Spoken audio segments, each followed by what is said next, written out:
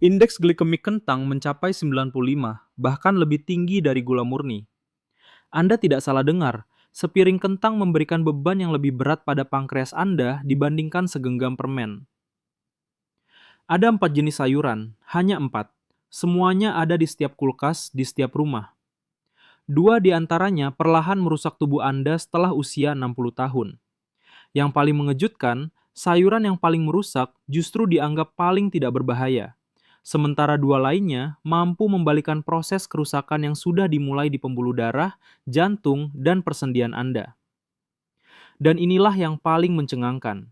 Salah satu dari 4 sayuran ini bisa menjadi racun sekaligus obat, tergantung pada satu tindakan sederhana yang Anda lakukan di dapur sendiri. Bukan bumbu, bukan rempah, bukan cara memotongnya, tetapi sesuatu yang lain. Ketika Anda memahami apa itu, Anda akan melihat makan malam Anda dengan sudut pandang yang benar-benar berbeda. Saya seorang dokter umum dengan pengalaman 32 tahun. Saya bukan ahli bedah yang mengangkat akibat penyakit. Saya adalah orang yang melihat bagaimana akibat tersebut bermula dari piring di meja makan setiap malam. Ribuan hasil tes darah telah melewati tangan saya. Ribuan angka gula darah, kolesterol, dan penanda peradangan. Dan saya akan memberitahu Anda apa yang saya ketahui dengan pasti. Setelah usia 60 tahun, tubuh Anda bereaksi terhadap makanan dengan cara yang sangat berbeda dibanding saat Anda berusia 40 tahun. Yang dulu hanya lauk pendamping di usia 40, di usia 65 berubah menjadi bom waktu.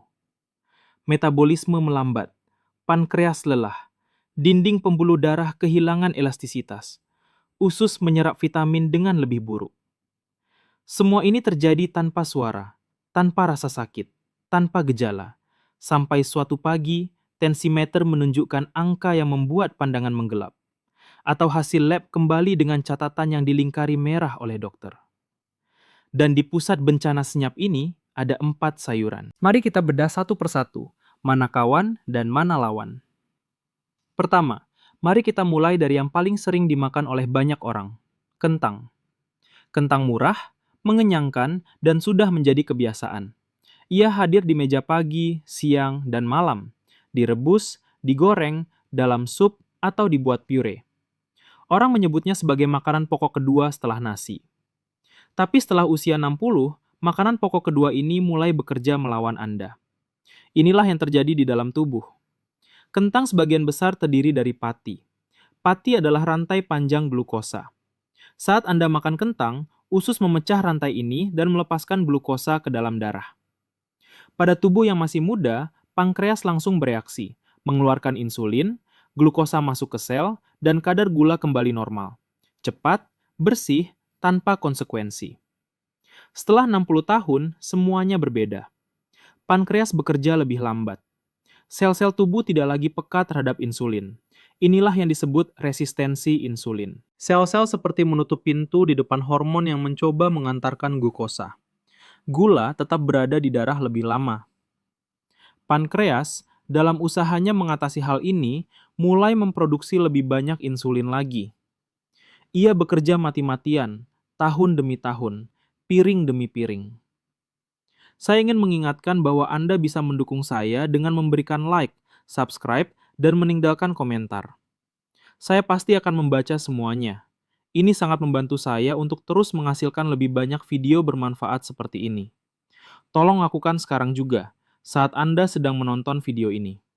Terima kasih banyak, dan mari kita lanjutkan.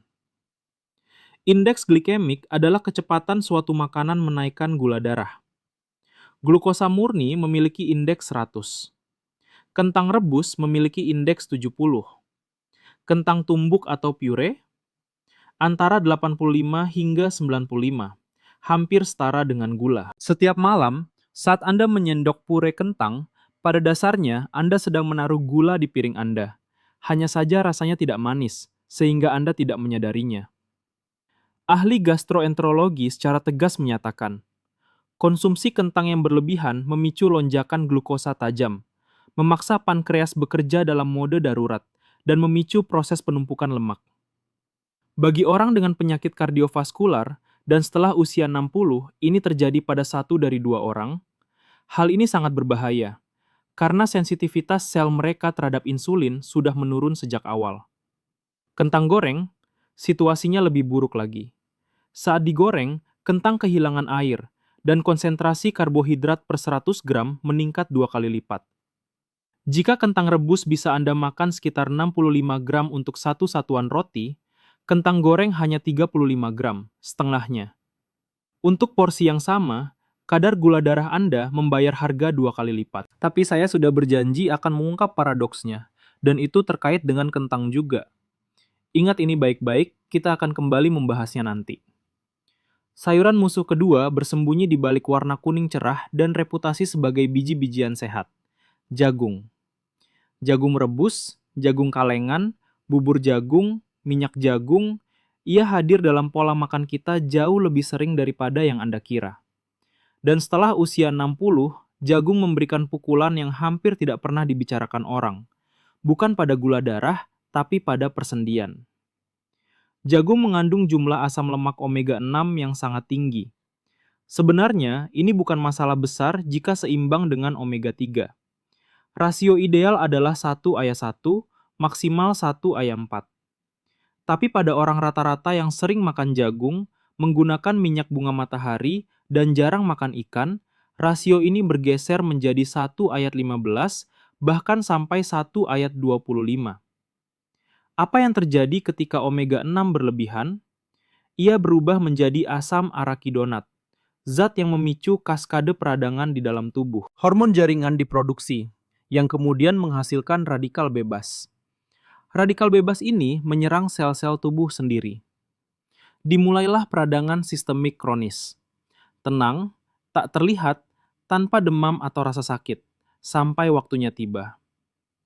Setelah usia 60 tahun, peradangan ini menyerang terutama pada persendian. Lutut yang sudah aus karena puluhan tahun berjalan, kini mendapat serangan kimia tambahan dari dalam. Jaringan tulang rawan rusak lebih cepat. Molekul peradangan merembes ke dalam cairan sendi. Setiap langkah terasa sakit, dan Anda mengira itu karena usia. Padahal, sebenarnya itu berasal dari piring makan Anda. Tapi persendian hanyalah permulaan. Kelebihan omega 6 menyempitkan pembuluh darah dan berkontribusi pada pembentukan gumpalan darah. Darah mengalir lebih sulit melalui arteri dan vena. Nutrisi lebih sulit mencapai organ dan otot. Dokter mencatat bahwa kadar omega 6 yang tinggi sering berjalan beriringan dengan kelebihan berat badan.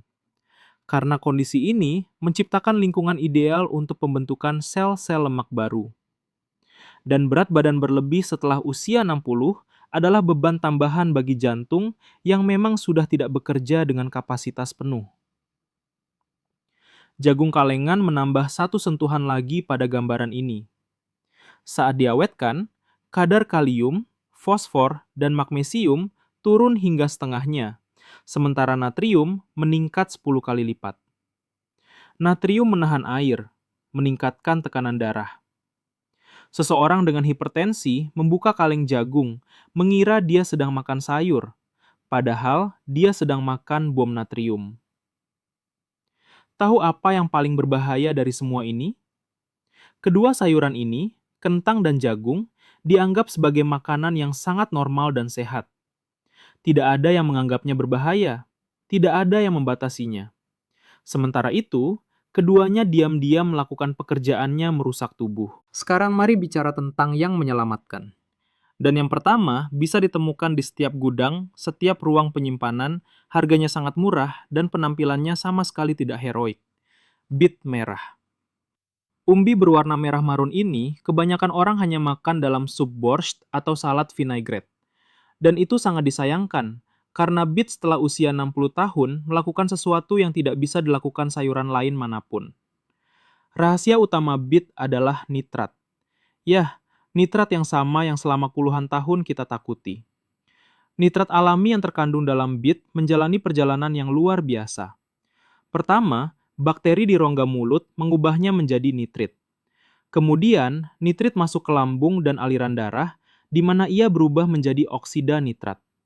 Dan oksida nitrat inilah yang benar-benar ajaib bagi pembuluh darah. Oksida nitrat mengendurkan otot polos di dinding pembuluh darah. arteri melebar, darah mengalir lebih bebas, tekanan turun, beban pada jantung berkurang. Ini bukan teori, ini terbukti dalam serangkaian penelitian. Universitas Exeter di Inggris melakukan eksperimen pada dua kelompok usia, yang muda di bawah 30 tahun dan yang lebih tua antara 60 hingga 70 tahun. Hasilnya, pada kelompok muda, efeknya minimal karena tekanan darah mereka memang sudah normal. Tapi pada orang berusia 60 tahun ke atas, tekanan darah arteri turun sekitar 7 mm Hg. 7 mm. Ini sebanding dengan efek satu tablet obat tekanan darah, tapi tanpa efek samping, tanpa resep, dan tanpa antre di apotik. Penelitian tahun 2014 mengkonfirmasi bahwa asupan jus bit setiap hari menurunkan tekanan darah sekitar 9/5 mm Hg, seperti satu dosis obat medis. Tapi bit tidak hanya bekerja pada tekanan darah. Seiring bertambahnya usia, kemampuan tubuh untuk memproduksi oksida nitrat sendiri menurun. Mikroflora di rongga mulut berubah. Bakteri baik yang mampu mengubah nitrat menjadi nitrit, jumlahnya berkurang. Dan inilah yang menarik. Jus bit membantu mengembalikan keseimbangan ini. Ia mengembalikan pekerjaan bakteri yang telah berhenti. Pada dasarnya, bit memperbaiki mekanisme yang rusak. Tambahkan serat yang menormalkan pencernaan. Tambahkan betaine, zat yang melindungi hati dari degenerasi lemak. Tambahkan kalium, diuretik alami yang mengeluarkan air berlebih dan mengurangi pembengkakan. Tambahkan antioksidan yang, menurut penelitian, menurunkan risiko degenerasi makula terkait usia, kehilangan penglihatan, hingga 35%. Jika Anda merasa ini tentang Anda, jika Anda punya tekanan darah tinggi, pembengkakan, wajah bengkak di pagi hari, simpan informasi ini agar tidak hilang. Yang akan datang bahkan lebih penting. Pektin dalam serat bit melakukan sesuatu yang jarang diketahui orang. Ia menurunkan kadar kolesterol jahat, kolesterol LDL, lipoprotein densitas rendah, yang menumpuk di dinding pembuluh darah dan membentuk plak aterosklerotik. Plak menyempitkan lumen arteri. Darah melewati dengan susah payah. Jantung harus memompa lebih keras. Tekanan naik. Lingkaran setan terbentuk. Bit memutus lingkaran ini di beberapa titik sekaligus. Nitrat melebarkan pembuluh darah, tekanan turun. Pektin menurunkan kolesterol. Plak tumbuh lebih lambat. Kalium mengeluarkan natrium dan air berlebih. Beban jantung berkurang. Antioksidan memadamkan peradangan. Dinding pembuluh darah pulih. 4 mekanisme dalam satu umbi. Tersedia di toko manapun. Studi MRI menunjukkan bahwa pada sukarelawan di atas 75 tahun, setelah mengonsumsi jus bit secara teratur, sirkulasi darah di lobus frontal otak membaik. Lobus frontal adalah pusat perencanaan, pengambilan keputusan, kontrol perilaku, semua yang kita sebut kejernihan pikiran. Jadi ternyata, bit tidak hanya memengaruhi jantung, ia juga memengaruhi kepala. Tapi ada beberapa catatan penting. Bit dikontraindikasikan pada penderita batu ginjal oksalat. Umbi ini mengandung asam oksalat yang bisa memperburuk kondisi. Pada orang dengan hipotensi, tekanan darah rendah, bit bisa menyebabkan pusing dan lemas karena akan melebarkan pembuluh lebih lanjut. Dan pada penderita sindrom iritasi usus besar, jus bit bisa memicu diare. Porsi optimal adalah 100-150 gram bit rebus per hari, atau 50-100 ml jus yang harus diencerkan dengan air, perbandingan 1:1. Jus yang tidak diencerkan terlalu agresif untuk lambung. Minumlah 2-3 jam sebelum Anda membutuhkan efek maksimal. Itulah waktu yang dibutuhkan oksida nitrat untuk mencapai konsentrasi puncak di darah. Dan satu hal penting lagi, sifat antioksidan bit tidak hilang saat diolah dengan panas. Rebus, tumis, panggang, ia tidak kehilangan kekuatannya. Tapi lebih baik direbus dengan kulitnya dan tidak lebih dari 20 menit agar lebih banyak vitamin yang terjaga. Dan sekarang perhatian, sayuran penyelamat kedua, dan ini bahkan lebih kuat lagi. Tomat. Merah, segar, begitu biasa sehingga orang berhenti memperhatikannya. Padahal, meta-analisis dari 25 penelitian menunjukkan angka yang sampai sekarang masih membuat saya terkejut. Pada orang dengan kandungan likopen tertinggi dalam darah, dan likopen terutama berasal dari tomat, angka kematian total dari semua penyebab lebih rendah 37%. Bukan dari satu penyakit, dari semua. 37% artinya setiap 1 dari 3 orang yang seharusnya meninggal, ternyata tidak meninggal. Likopen adalah karotenoid, pigmen alami yang memberi warna merah pada tomat.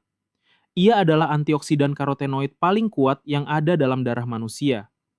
Tugasnya adalah menetralkan radikal bebas, molekul agresif yang merusak dinding pembuluh darah, mengoksidasi kolesterol, dan mengubahnya menjadi bentuk yang tertanam dalam plak. Begini cara kerjanya di tingkat pembuluh darah. Kolesterol LDL sendiri bukan pembunuh. Ia menjadi berbahaya saat teroksidasi. Kolesterol teroksidasi adalah molekul yang dianggap musuh oleh sistem kekebalan tubuh. Sistem kekebalan mengirim makrofag, sel pemakan, untuk menelannya. Makrofag membengkak, berubah menjadi sel busa, dan tersangkut di dinding arteri.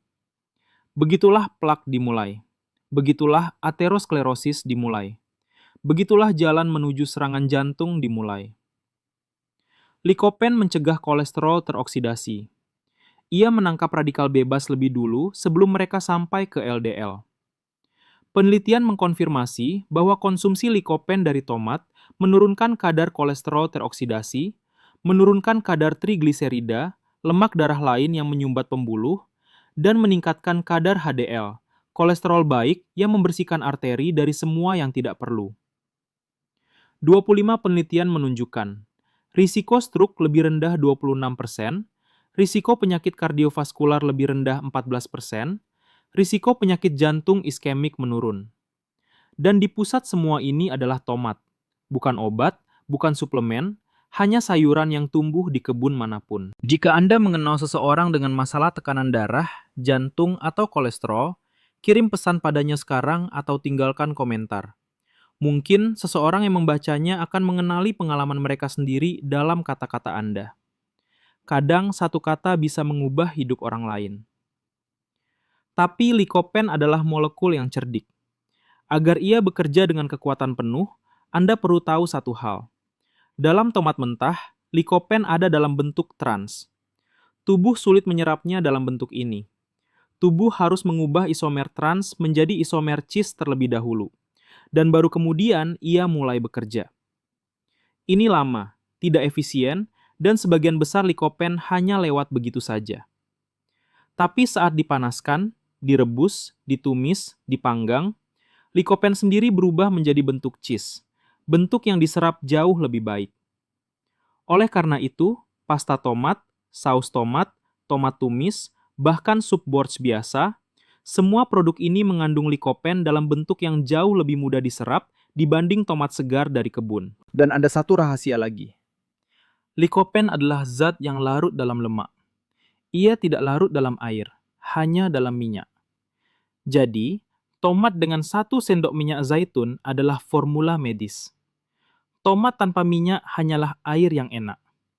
Masakan Mediterania, di mana tomat selalu diolah dengan minyak, ditumis, dipanggang, ini bukan hanya tradisi kuliner. Ini adalah, tanpa mereka sadari, instruksi bertahan hidup. Penelitian yang dilakukan pada pria dan wanita lansia selama 17 tahun menemukan, mereka yang mengonsumsi likopen lebih dari 4 hingga 5 kali seminggu memiliki patah tulang terkait osteoporosis yang jauh lebih sedikit.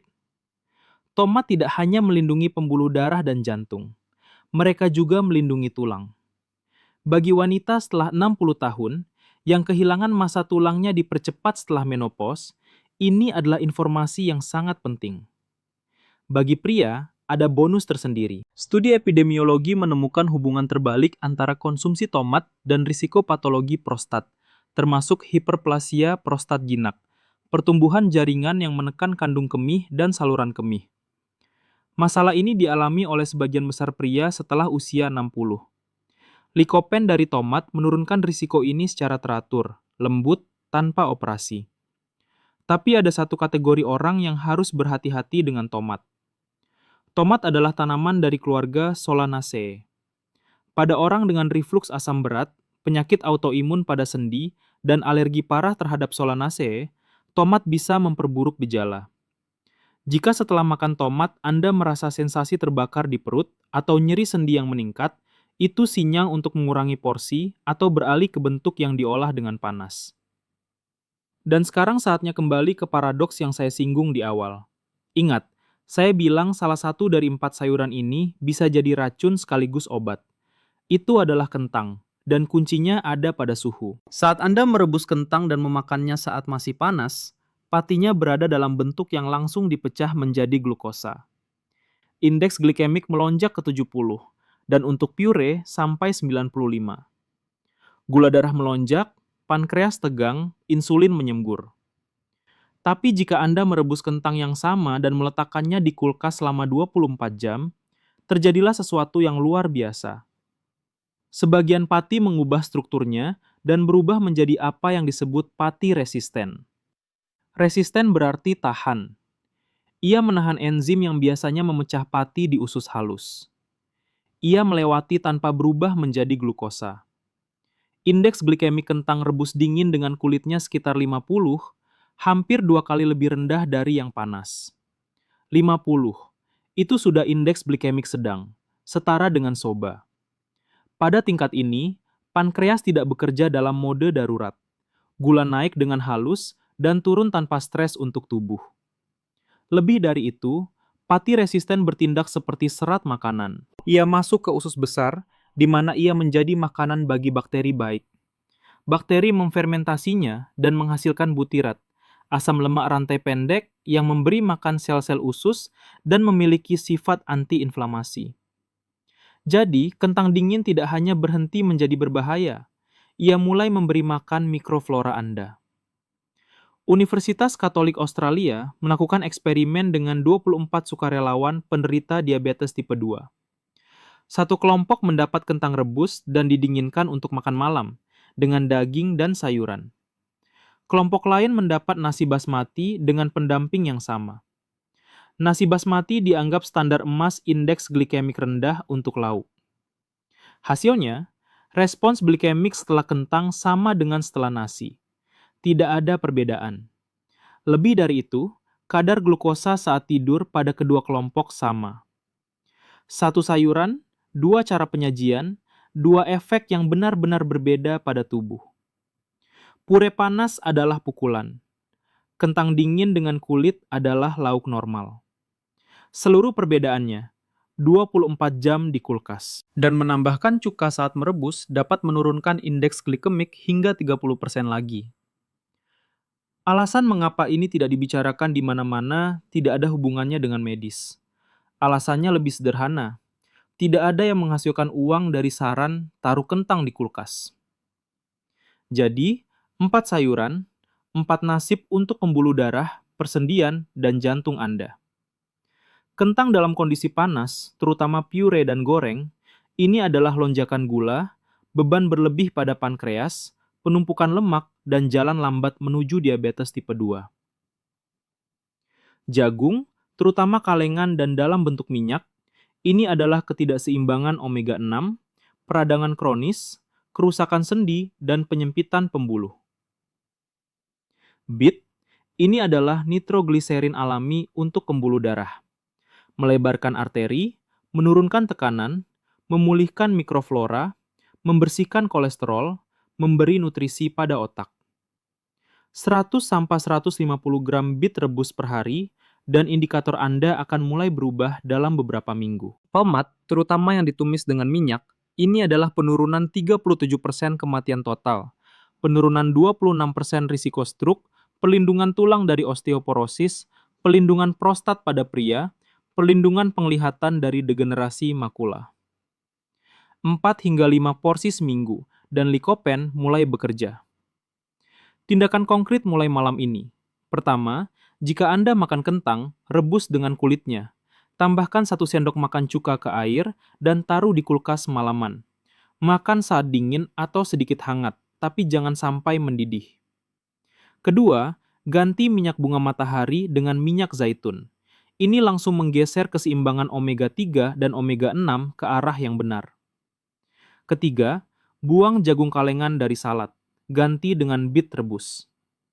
Keempat, Tumis tomat dengan 1 sendok minyak zaitun dan makan minimal 4 kali seminggu. Ini porsi likopen Anda. Apa yang baru saja saya ceritakan bisa mengubah malam Anda hari ini. Jika ada orang di sekitar Anda yang perlu mendengar ini, kirimkan video ini sekarang juga, sebelum Anda lupa. Kadang satu tautan menyelamatkan lebih banyak dari 10 kunjungan ke dokter. Tahu apa yang paling membuat saya kagum selama 32 tahun praktik? Bukan diagnosis yang rumit, bukan penyakit langka. Yang membuat saya kagum adalah betapa sedikitnya yang dibutuhkan untuk mengubah arah. Beet bukan sosis dalam salad. Tomat dengan minyak, bukan roti lapis dengan mayones. Kentang dingin, bukan pure panas. Ini bukan diet, ini bukan pengorbanan. Ini adalah penggantian yang harganya hanya beberapa ribu rupiah dan butuh 5 menit perhatian. Setelah usia 60, tubuh tidak memaafkan ketidakpedulian, tapi ia sangat berterima kasih atas perhatian. Pembuluh darah yang menyempit selama bertahun-tahun mulai melebar dari jus beet dalam 3 jam. Kolesterol yang menumpuk selama puluhan tahun mulai turun dari likopen dalam 8 minggu. Persendian yang berbunyi karena peradangan mulai tenang saat Anda menghilangkan kelebihan omega 6. Tubuh Anda tidak rusak, ia hanya menunggu Anda berhenti memberinya makan dengan yang merusaknya, dan mulai memberinya makan dengan yang memperbaikinya. 4 sayuran. 2 dibuang, 2 ditambahkan. Tidak ada strategi yang lebih sederhana dari ini. Terima kasih sudah menonton sampai akhir. Jangan lupa subscribe channel ini jika belum, dan tekan tombol like. Sampai jumpa di episode berikutnya.